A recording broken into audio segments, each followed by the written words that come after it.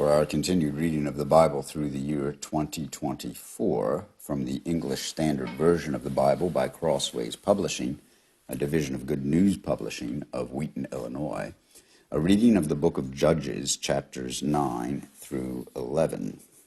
Now Abimelech, the son of Jerubbaal, went to Shechem to his mother's relatives, and said to them and to the whole clan of his mother's family, say in the ears of all the leaders of Shechem, which is better for you, that all 70 of the sons of Jerubbaal rule over you, or that one rule over you? Remember also that I am your bone and your flesh. And his mother's relatives spoke all these words on his behalf in the ears of all the leaders of Shechem, and their hearts inclined to follow Abimelech, for they said, he is our brother. And they gave him 70 pieces of silver out of the house of Baal-Berith, with which Abimelech hired worthless and reckless fellows who followed him. And he went to his father's house at Ophrah and killed his brothers, the sons of Jerubbaal, 70 men, on one stone. But Jotham, the youngest son of Jerubbaal, was left, for he hid himself.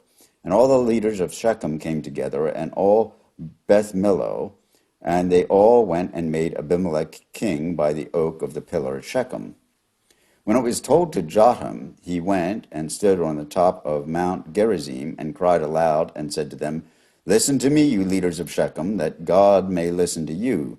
The trees once went to anoint a king over them, and they said to the olive tree, reign over us. But the olive tree said to them, shall I leave my abundance, by which gods and men are honored, and go hold sway over the trees? And the trees said to the fig tree, you come and reign over us. But the fig tree said to them, shall I leave my sweetness and my good fruit, and go hold sway over the trees? And the trees said to the vine, you come and reign over us. But the vine said to them, shall I leave my wine that cheers God and men, and go hold sway over the trees? Then all the trees said to the bramble, you come and reign over us. And the bramble said to the trees, if in good faith you are anointing me king over you, then come and take refuge in my shade. But if not, let fire come out of the bramble and devour the cedars of Lebanon. Now therefore, if you acted in good faith and integrity when you made Abimelech king, and if you have dealt well with Jerubbaal and his house, and have done to him as his deeds deserved, for my father fought for you, and risked his life, and delivered you from the hand of Midian, and you have risen up against my father's house this day, and have killed his son, 70 men on a stone, and have made Abimelech, the son of his female servant, king over the leaders of Shechem, because he is your relative. If you then have acted in good faith and integrity with Jerubbaal and his house this day, then rejoice in Abimelech, and let him also rejoice in you. But if not, let fire come out from Abimelech, and devour the leaders of Shechem and Beth Millo, and let fire come out of the leaders of Shechem, and from Beth Millo, and devour Abimelech.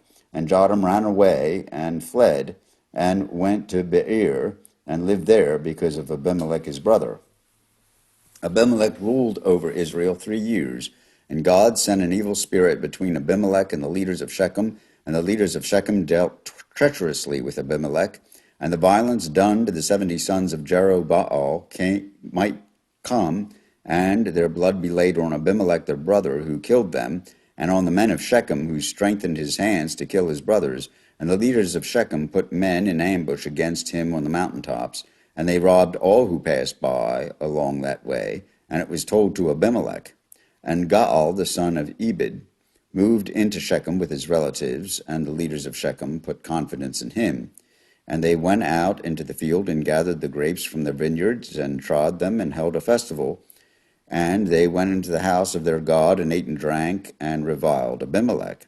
And Gaal, the son of Ebed, said, who is Abimelech, and who are we of Shechem, that we should serve him? Is he not the son of Jerubbaal, and are not Zebul his officer?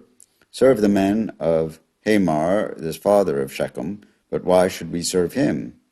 Would that his people were under my hand. Then I would remove Abimelech. I would say to Abimelech, increase your army and come out.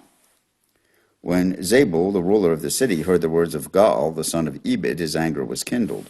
And he sent messengers to Abimelech, secretly saying, behold, Gaal, the son of Ebed, and his relatives have come to Shechem, and they are stirring up the city against you. Now therefore go by night, you and the people who are with you, and set an ambush in the field.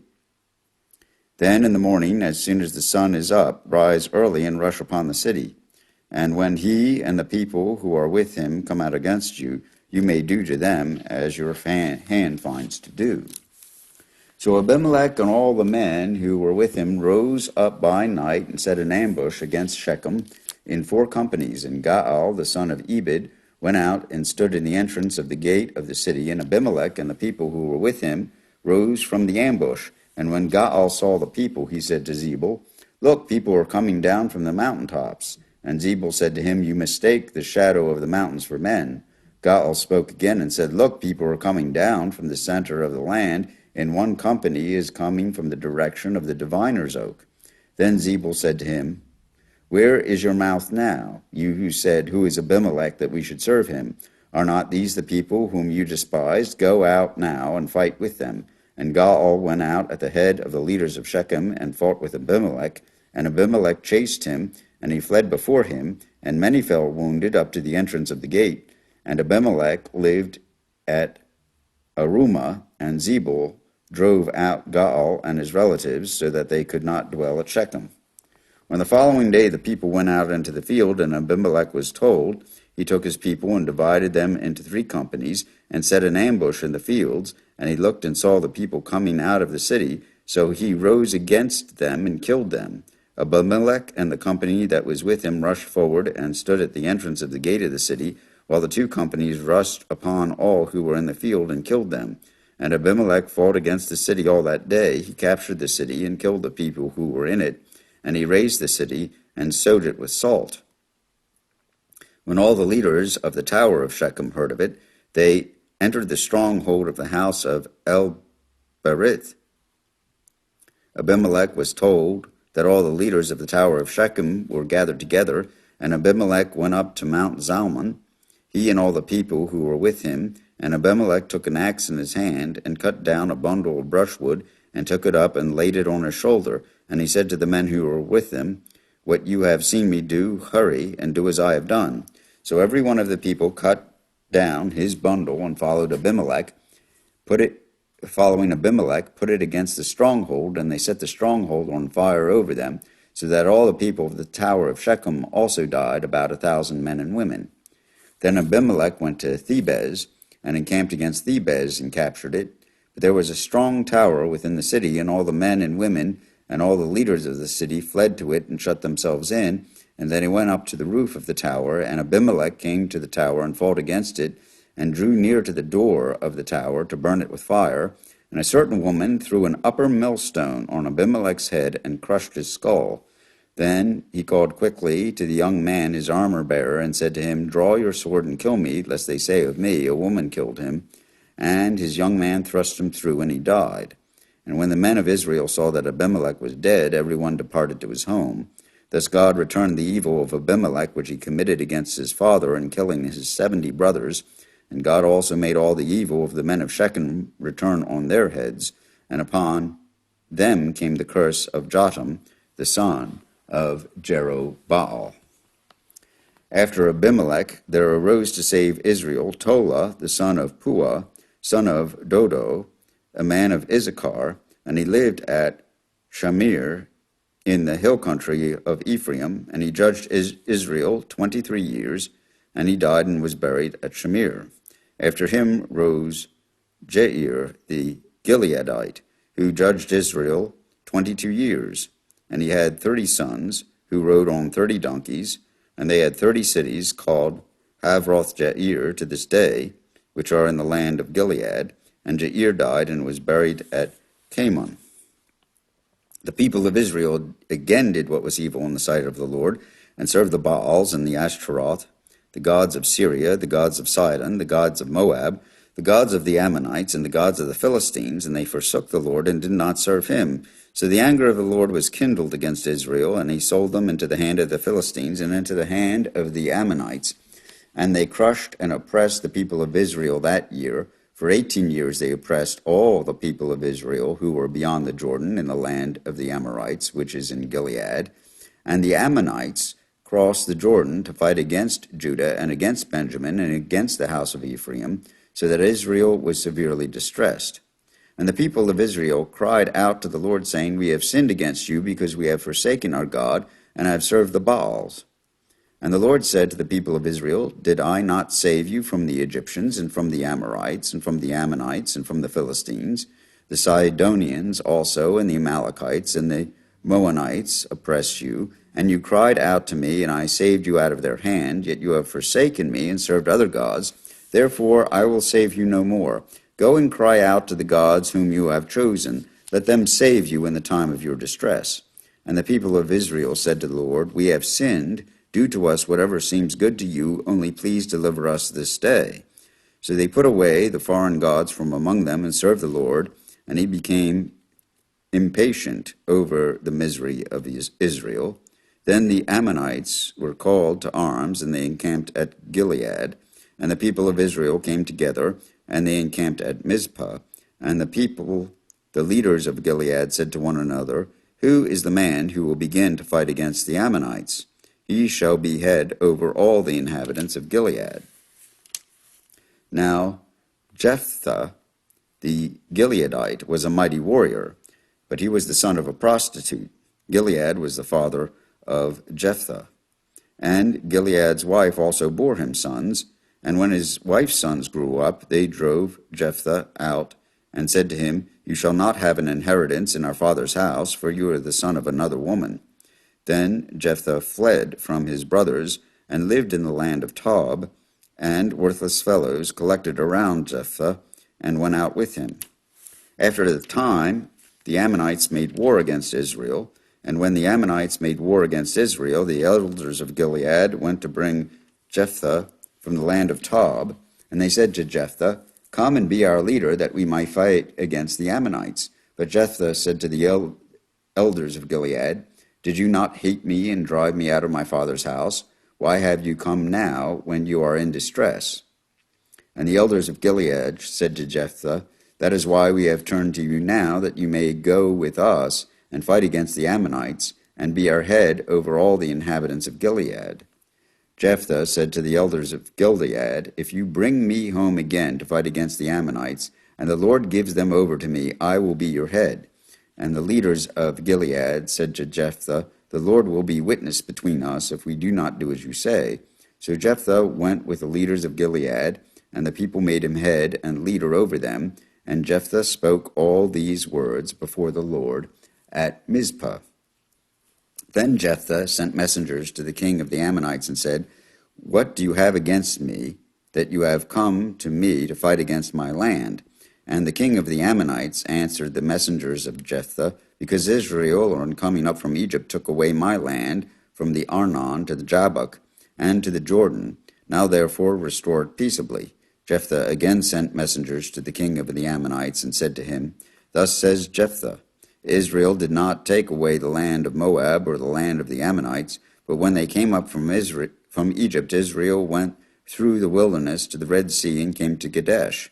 Israel then sent messengers to the king of Edom, saying, Please let us pass through your land. But the king of Edom would not listen. And they sent also to the king of Moab, but he would not consent. So Israel remained at Kadesh. Then they journeyed through the wilderness, and went around the land of Edom and the land of Moab, and arrived on the east side of the land of Moab, and camped on the other side of the Arnon. But they did not enter the territory of Moab, for the Arnon was the boundary of Moab. Then Israel sent messengers to Sihon, king of the Amorites, king of Heshbon, and Israel said to him, Please let us pass through your land to our country. But Sihon did not trust Israel to pass through his territory, so Sihon gathered all his people together, and encamped at Jahaz, and fought with Israel. And the Lord, the God of Israel, gave Sihon and all his people into the hand of Israel, and they defeated them. So Israel took possession of all the land of the Amorites who inhabited that country. And they took possession of all the territory of the Ammonites, from the Arnon to the Jabbok, and from the wilderness to the Jordan. So then the Lord, the God of Israel, dispossessed the Amorites from before his people Israel. And are you to take possession of them? Will you not possess what Chemosh your God gives you to possess? And all the Lord our God has dispossessed before us, we will possess. Now, are you any better than Balak, the son of Zippor, king of Moab? Did he ever contend against Israel, or did he ever go to war with them, while Israel lived in Heshbon and its villages, and the Aroer and its villages, and all the cities that are on the banks of the Arnon, 300 years? Why did you not deliver them within that time?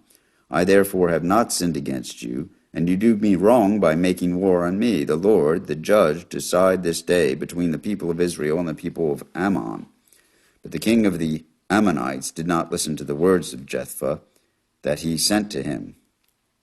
Then the Spirit of the Lord was upon Jephthah, and he passed through Gilead and Manasseh, and passed on to Mizpah of Gilead, and from Mizpah of Gilead he passed on to the Ammonites. And Jephthah made a vow to the Lord, and said, If you will give the Ammonites into my hand, then whatever comes out from the doors of my house to meet me when I return in peace from the Ammonites shall be the Lord's, and I will offer it up for a burnt offering. So Jephthah crossed over to the Ammonites to fight against them, and the Lord gave them into his hand, and he struck from them from Aurora to the neighborhood of Minnit, 20 cities, and as far as Abel Kerimim, with a great blow, so the Ammonites were subdued before the people of Israel. Then Jephthah came to his home at Mizpah, and behold, his daughter came out to meet him with tambourines and with dances. She was his only child. Besides her, he had neither son nor daughter. And as soon as he saw her, he tore his clothes and said, Alas, my daughter, you have brought me very low, and you have become the cause of great trouble to me. For I opened my mouth to the Lord, and I cannot take back my vow. And she said to him, My father, you have opened your mouth to the Lord. Do to me according to what has gone out of your mouth, now that the Lord has avenged you on your enemies, on the Ammonites. So she said in her father, Let this thing be done for me. Leave me alone 2 months, that I may go up and down on the mountains and weep for my virginity, I and my companions. So he said, Go. Then he sent her away for 2 months, and she departed, she and her companions, and wept for her virginity on the mountains. And at the end of 2 months she returned to her father, who did with her according to his vow that he had made. She had never known a man, and it became a custom in Israel that the daughters of Israel went year by year to lament the daughter of Jephthah the Gileadite 4 days in the year. Here ends the reading of Judges chapters 9 through 11 in the English Standard Version of the Bible by Crossways Publishing, a division of Good News Publishing of Wheaton, Illinois.